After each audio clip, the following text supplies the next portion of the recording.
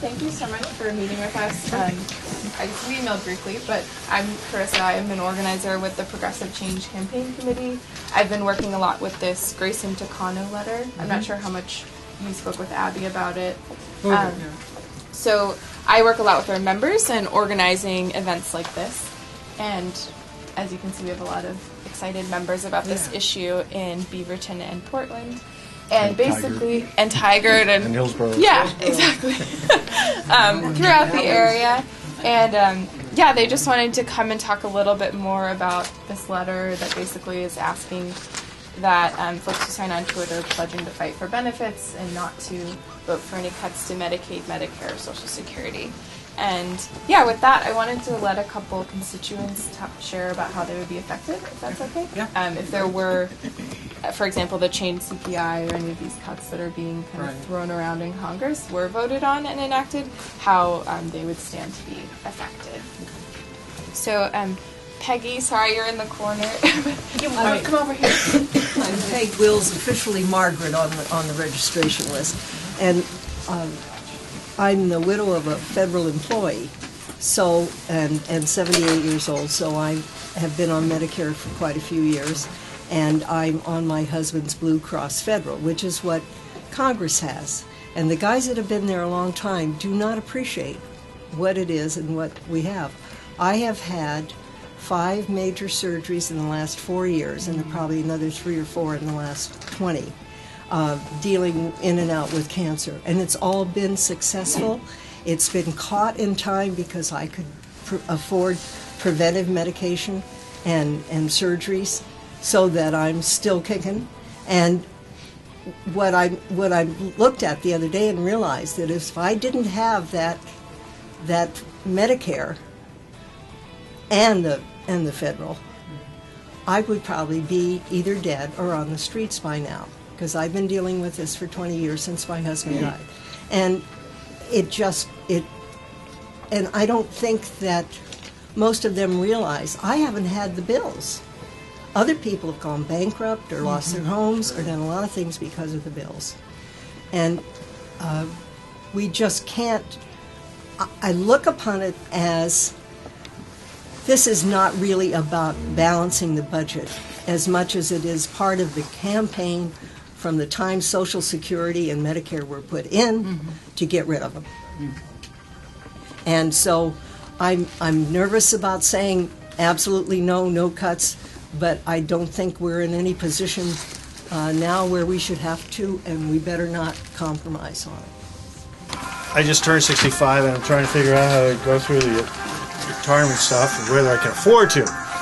But I'm a construction plumber. I build buildings like this. I've worked at Intel, downtown, all those other places. And being 65, I've had 3 knee surgeries, 2 back surgeries. And if you tell me I have to work 2 more years, I might just not be able to handle that. You know, okay, I'm getting by on Vicodins and physical, lots of stuff. But the other thing that outrages me is that with this changed CPI suggestion that somehow you're going to starve it, you're going to screw us later on our benefits instead of now, just to pay for tax cuts for millionaires and stuff like that. To me, it's just amazing that our federal policy is going to be that somehow we have to have a formula that establishes that at some point in time in the future that older people are going to have to choose between chicken, which is too expensive now, and the only thing I can figure out that's next, that'd be affordable, would be dog food, right? But this is going to be part of our federal formulation of benefits. This is going to be in there, and I think this is a profound thing that they're considering this just to pay for tax cuts for the very rich. This is sociopath stuff, you know what I mean? Yeah, let's really hurt them, you know? So I can't understand that. I hope the Congress lady is on the side of not doing anything in that regard for Social Security, because we shouldn't be adjusting if it's working, and it's really working. Lots of folks in here are like this and are on benefits or have family members who are on benefits and really stand to lose a lot with this. But also we have a lot of folks who volunteered on Representative Bonamici's campaign, are ardent supporters of hers, and are excited at the possibility of, her standing with us on this. So yeah, Kathy, our last story. My dad was like 47 when I was born, so I was a younger of an older family. So he got sick.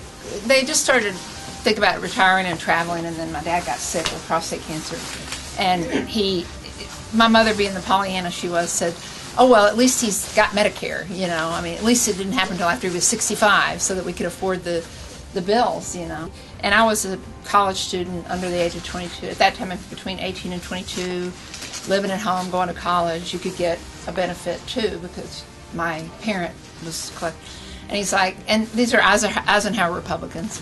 He goes, which don't exist anymore, I don't think, but he's like, get it now, because who knows by the time you're, you know, my age, whether it'll even be here, Social Security benefit. And and now I'm 56, and so I'm facing, you know, trying to plan for, my husband and I are trying to plan for our future and our retirement. And it's worrisome because I see that every time I get my Social Security statements, I see the age creeping up of when I can retire and get full benefits, you know. And it used to be 65, and now it's 66 and 3/4 or something, whatever. And so that looks like a pattern that, you know, is going to, like, a slippery slope for us to fall. Yeah, and there's no such thing as a pension anymore. Yeah. And we've looking paid at into Boeing's it, you right know, now. so. The stuff that really matters for the middle class, and that's Social Security, that safety net that sustains us when we can no longer work. We're not freeloaders. This is not an entitlement. We paid into it through all those years we worked. A woman. Huge amount of money was taken out of our paychecks to pay for this. You don't take it away from us now. I'm Annie Houghton. Suzanne Bonamici knows me because I'm the director of Family Bridge Homeless Shelter in Washington County, and I work with the interfaith community as well. We help a lot of families that are not necessarily old that are accessing these benefits for SSI and SDI and Medicaid and everything. And there's a group of us that are going down to the legislature next Thursday, and I think I've emailed her on this too, because we're going to talk to people about not cutting these benefits. They want to cut health care. They want to cut Medicare. They want to cut Social Security. They want to cut food stamps. They want to cut housing support systems and stuff like that. And these people that are homeless, they are being hit as hard as if they were 80, 90 years old and don't have any money. They go to the emergency rooms and stuff, and they are being hurt a lot with the system. Can you tell us where Suzanne Bonamici stands on Social Security, Medicare, and Medicaid? Is she going to sign the letter? Look at it. I think you've heard all these stories now here, and I think they resonate with all of us. And all of us here are strong supporters of Bonamici. We really got her there. Mm-hmm. And we know it's a hard thing that we're asking her to do, especially because of what's been going on. So we're really counting on her voting with us on this. And then also attached are the over 1,300 folks in Oregon's 1st Congressional who have signed on to the letter and hope to be able to stand with Representative Bonamici. Thank you for doing this. It's important. We don't see enough people making this kind of effort and taking time out of their day. But Oregon is a very special state nationally. You know, we have really good politics in the state. Sure. And we really expect our leaders to take a leading role in a case like this. Yeah. Stand for something. One thing to keep in mind is that we're a fairly genial, supportive group here. We voted for Suzanne. I worked for her campaign, and others did too here.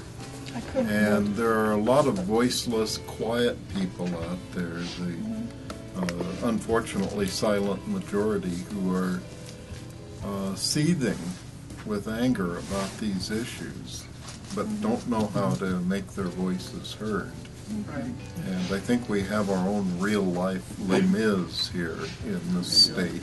Exactly. For every one person that speaks up, there's probably 5 to 10 that aren't. More than that. 50 to 100. I've probably got 50 friends that would do this. You know. I think one thing that we did downstairs is we had everyone who would be affected by these cuts, whether it's friends or family, raise their hand, and I think that was a really powerful statement. So I think everyone who would be affected by these cuts, who's a constituent in this district, should raise their hand. I mean, I think that's a pretty powerful statement right there.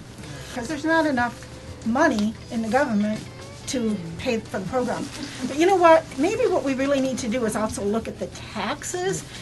I would like to just add a slightly different perspective to this, but my wife is going to retire June the 30th. I retired in 2008. Timing was perfect. We were going to sell our house, which was our major asset, and of course the housing bubble crashed in 2008. You know what happened to retirement plans and programs in 2008 and funding. And so now we're still making it, and now we get to the point that my wife is going to retire, and you're talking about cutting Social Security, and you're talking about cutting Medicare and Medicaid. And my statement on this is, when you finally get to the goalpost or the goal line and you move the goalpost, that's just not fair. And what she's addressing, and I think what we're all addressing here, is tax fairness. Both that here in Oregon and nationally, you've got to address the tax system and tax fairness.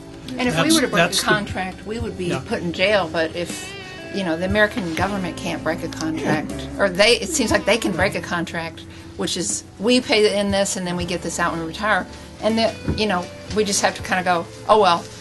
Well, the adage is that if you steal $25, you go to jail. If you steal $1 billion, you get promoted.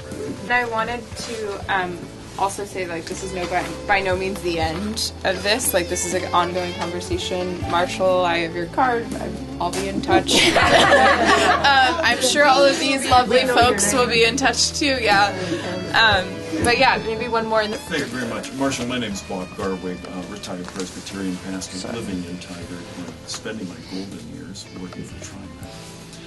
I just wanted to ask, what's a realistic timeline to expect Congresswoman Bonamici to make a decision of some kind and that we might know about? Yeah, and I'm not sure if you heard, but Representative DeFazio actually just signed on the other day. So. Right. Team Oregon. That's a gold standard to me. Yeah. And the thing we wanted, what we do, we keep signing these petitions, is so that we give her our back. That when she does it, she knows that, and we know that.